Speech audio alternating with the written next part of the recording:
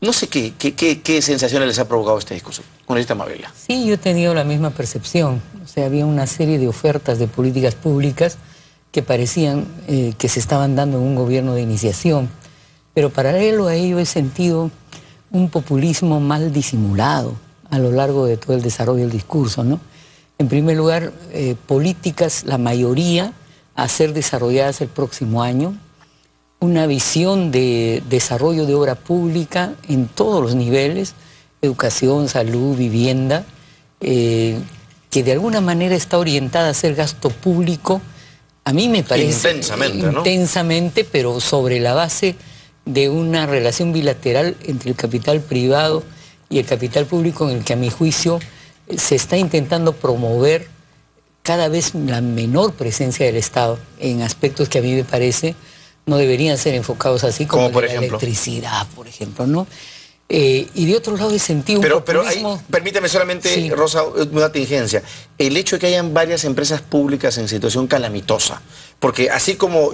Yo, por ejemplo, a mí me dieron un mal chisme. Me dijeron que eso iba a ser con las empresas de saneamiento de agua potable en los municipios que están en una situación de precariedad espantosa. Dije, bueno, si con esta medida vamos a permitir de que el ingreso de capital privado permita reactivar, mejorar las obras de física de saneamiento y mantenimiento de agua y alcantarillado en muchos lugares del Perú en buena hora, pero terminó hablando de las eléctricas. Yo no sé honestamente, pero podría decir que debieran estar en situación muy más o menos parecida, ¿no? Me da ¿No es la una buena impresión medida? que el servicio eléctrico está mejor, obviamente, que el servicio que tú señalas, pero en general a mí me preocupa por la naturaleza de los procesos de selección que eso va a abrir, porque si lo relacionamos con la última propuesta normativa que ha venido el Ejecutivo en materia de política económica y en materia de proceso de selección, se orienta a auspiciar la adjudicación directa, es decir, no las licitaciones ni los concursos de precios, y obviamente a evadir lo que son los organismos de control. Pero permíteme también decir que yo he visto un populismo muy chato. Mira, respetando aquí la presencia de mi amigo, estos colegios ¿no? se parecían bastante a los emblemáticos del gobierno aprista, ¿no? Y en lo que concierne a la promoción de la construcción de infraestructura escolar, parecidito a los colegios naranjas, ¿no? Entonces, de hecho, hay una visión, a mi juicio, que intenta ofrecer, ¿no? Bueno, pero eso, ofrecer, y ojalá lo cumplan, ¿no? Porque si medimos lo que ofrecieron el año pasado y cuánto han cumplido ahí. O sea, si no cumplieron en los primeros 3 años, ¿por qué va a cumplir en estos 2 años? Bueno, alguno dirá, es que hay elecciones, pues.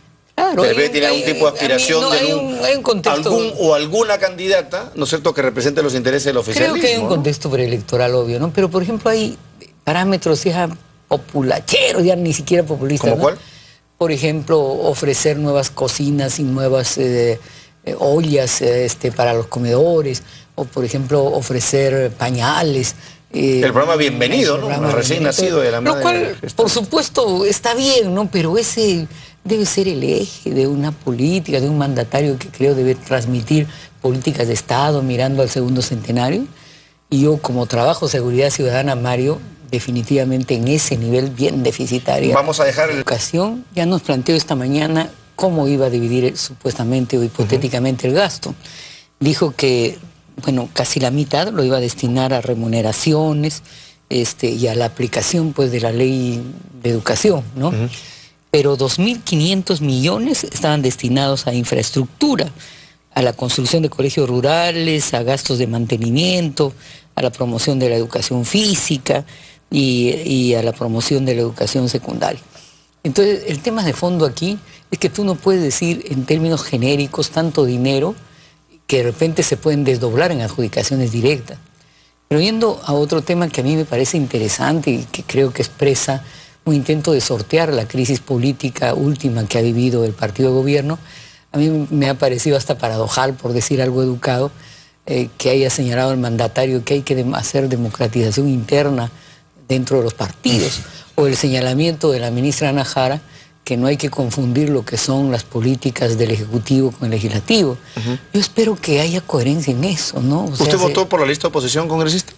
No, yo voté en blanco. O sea, ¿Y no hubiera sido mejor justamente para cuestionar votar por la lista que lidera Javier Bedoya? Se lo digo a título personal. No, lo que ocurre es que al interior de mi agrupación política hubo este criterio mayoritario que yo comparto, que me parece que hay necesidad de ir trazando parámetros de una política económica realmente distinta, que es todo un debate que seguramente va a tener gravitación y naturaleza ya de carácter constitucional. Pero porque dicen que hasta el presidente de la República estuvo llamando a algunos ex miembros de su bancada, como el señor Rey Marachín, para decirle que vote a favor de Solórzano. No me consta, lo que yo sí sé es que han habido esfuerzos importantes para hablar con personajes, no solo de mi agrupación política, también en todas las bancadas, salvo en las ya más conocidas. La oposición dura. Claro, el núcleo duro, han habido distintos matices. Yo quisiera decir que también en materia de salud, a mí me parece que poner el énfasis solo en la relación de la alianza estratégica privado-pública nos pone fuera de contexto sobre la situación actual de la salud. Por ejemplo, ampliar el CIS es el supuesto proceso de mayor ampliación de la cobertura de salud.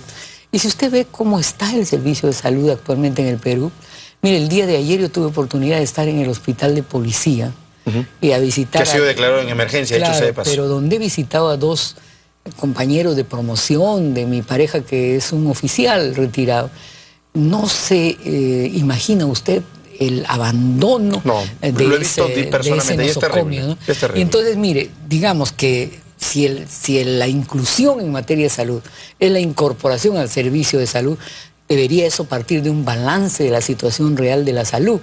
Un paseo ligero por las emergencias de los servicios y hospitales de salud nos dice que la incorporación al CIS no significa realmente una mejora en las condiciones del servicio. A un servicio de salud de calidad. Congresista Real. Es el enfoque mismo de la seguridad ciudadana, a mi juicio, es errado. Y no solamente, y se mantiene con el ministro Urrestia, que tiene una orientación de operativos, más mediática, ¿no? El enfoque es de seguridad y orden. El enfoque es la visión de que la seguridad ciudadana se enfrenta desde reformas a nivel policial, logística, infraestructura, recursos humanos. Y no es una visión que se está dando ya en el mundo contemporáneo de la relación entre los gobiernos locales, la policía, un enfoque intersectorial que apuesta a enfrentar las áreas de riesgo y que hacen mapas de criminalidad, justamente para prevenir la emergencia de espacios y factores criminógenos. Y en ese sentido no hay, por ejemplo, reconocimiento del aporte de las juntas vecinales para construir realmente seguridad ciudadana. El enfoque es de represión al delito y no es de prevención también, que es mucho más importante a mi juicio en materia político-criminal. ¿Será que las experiencias más exitosas en cuanto a seguridad ciudadana han sido manejadas desde municipios que han contemplado esos factores que usted señala? Por supuesto, y la idea de que desde el plan de seguridad ciudadana y desde el MININTER, solo desde el Ministerio del Interior, es bueno, pues patrulleros inteligentes, etcétera, ¿no? Pero no es una visión que el ciudadano de a pie participe porque vea que directamente se siente beneficiado de la seguridad, que pueda tener una idea de cómo trabaja su comisario, que pueda tener una idea de en qué lugares de su distrito hay más riesgo criminógeno, dónde hay que hacer desarrollo urbano para eventualmente enfrentar las circunstancias de riesgo, porque no hay una relación de articulación de municipalidades, policía y seguridad comunitaria y desarrollo urbano. Entonces, desde esa visión es seguridad, orden, represión, operativo y presencia mediática, populismo penal. Y el otro dentro del propio oficialismo. Y dicho eso, perdón, y que es un incentivo para la corrupción, ¿eh? Claro, dentro del propio oficialismo de posiciones ya discordantes, ¿eh? No sé si malinterpreté al congresista Coa, pero hace unos momentos en otro canal opinaba que este tema de la redistribución del Cano tenía que hacerse solo en la misma región entre provincias más favorecidas y menos desfavorecidas. De hecho, el tema de la reforma del Estado, del asentamiento territorial, de la redistribución económica, tiene que ver con todo lo que es un desarrollo desigual a nivel nacional. Y a mí me parece que no es un tema solo para soltarlo sin decir el cómo, ni cuándo, en qué etapas, en qué perspectiva hacia el mediano plazo. Pero es muy urgente, ¿no? Es urgente, sí. Porque miren la expresión de todo esto. Tenemos, ejemplo, 1.400 candidatos a municipios y gobiernos regionales de personas con sentencia. Pero mira, en materia de reforma política, es tremendo, ¿no? Justamente en materia de reforma política, Yo creo que uno de los ejes de la reforma política es justamente, sí, normativamente, sacar que aquellos que están sentenciados no puedan, sean inhabilitados de por vida en aspiraciones de naturaleza si un pequeño política. empresario que tiene una disputa con el Estado no puede venderle nada al Estado. Condenatoriamente, obviamente. Le pongo el ejemplo, si una pequeña empresa que tiene un problema no resuelto con el Estado no puede aplicar a ningún contrato público, como hay razón. Por eso tiene que haber inhabilitación perpetua, pues, ¿no? Para ser candidato. Pero si ahora hay algo... Otro tema, Mario, que es bien importante, es la presencia del narcotráfico y su infiltración en los partidos políticos. Otro tema que también es importante es el presupuesto de los partidos políticos, ¿no es cierto? Yo por ejemplo creo que debe haber una competencia leal entre los candidatos, debe haber un tope de gasto. Porque si no, pues bueno, las grandes mineras ponen sus candidatos, los candidatos que pueden ser legítimos, que no tienen recursos, están en desventaja. Eso, pues lo ideal sería haber un mínimo de igualación. Que haya un presupuesto público para partidos políticos para evitar ese tipo de injerencia de privados, pero eso supone realmente que un partido político funcione, pues, o sea, no sea como el partido oficialista donde la señora se cree dueña y pone a la presidenta del Congreso. No, pues. Supone plantearse el reto, Mario, de un militante, un voto.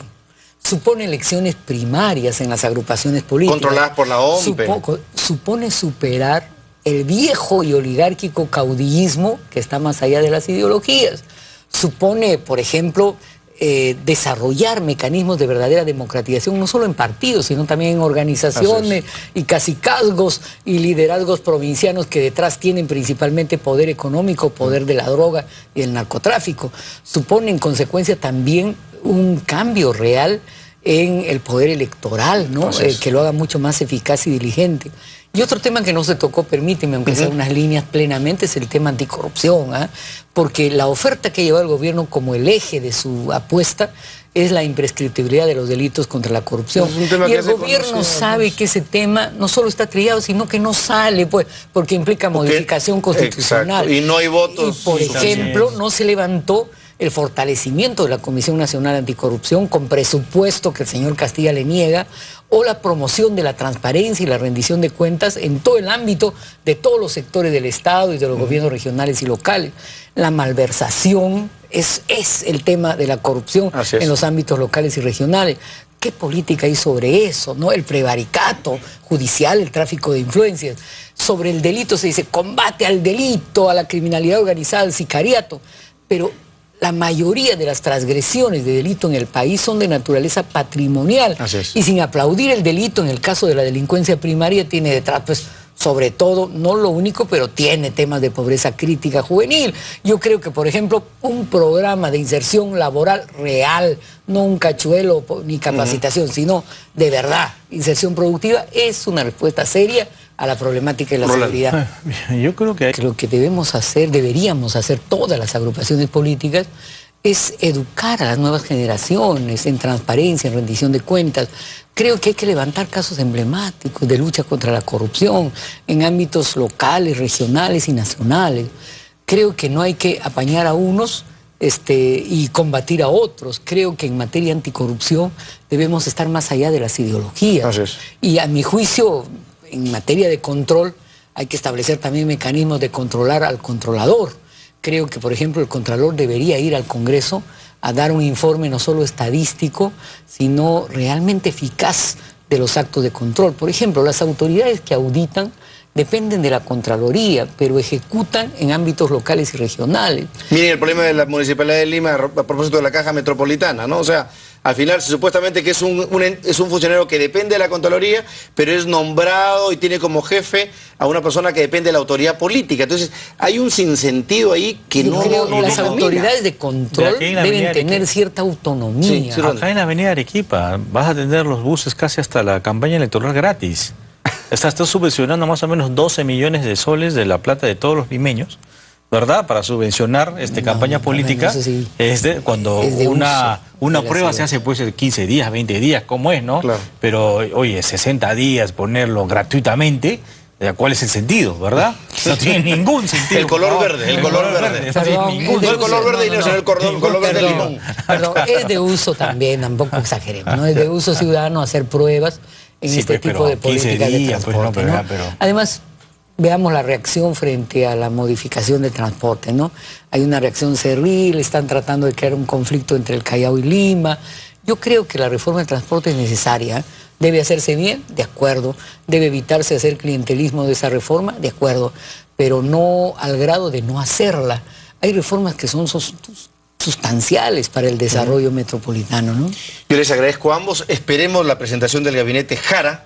Esperemos que sea en las siguientes semanas. Y imaginamos que varias de estas medidas tendrán que ser pues debidamente justificadas, explicadas, detalladas, porque hay varias cosas que han quedado. El cómo, muchos de los cómo han quedado ahí sueltitos en el aire. Ojalá que sean precisados. Gracias, señores congresistas. Un gusto y muy amables por atender nuestra llamada. Gracias también, Mario. Gracias. Nos damos una pausa y vamos a regresar, por supuesto, con más información en esta edición especial de Más que Noticias por Fiestas Patrias.